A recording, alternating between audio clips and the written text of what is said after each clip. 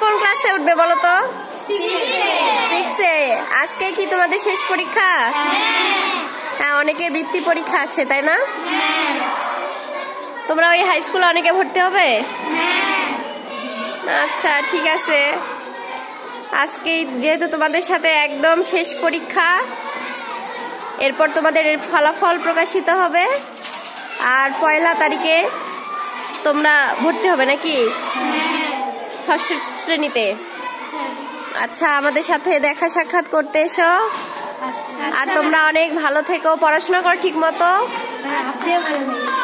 হ্যাঁ, আর কয়েকদিনের মধ্যেই তোমরা আমাদের কাছ থেকে একদম চলে যাবে আরেক প্রতিষ্ঠানে।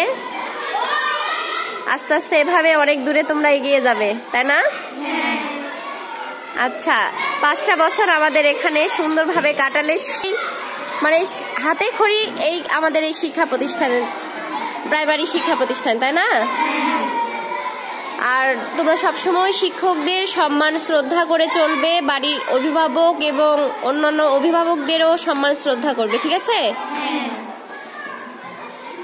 বেয়াদবি করবে না, আদব কায়দা সবসময় চেষ্টা করবে আদব কায়দাগুলো মেনে চলার।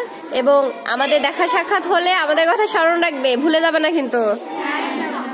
আমাদের কেন সবসময় সারা জীবনই স্মরণ রাখতে হবে যে শিক্ষকেরা তোমাদের আসলে তোমাদের মানব জীবন উন্নতির জন্য শিক্ষকেরা কিন্তু অনেক অবদান আছে, তাই না?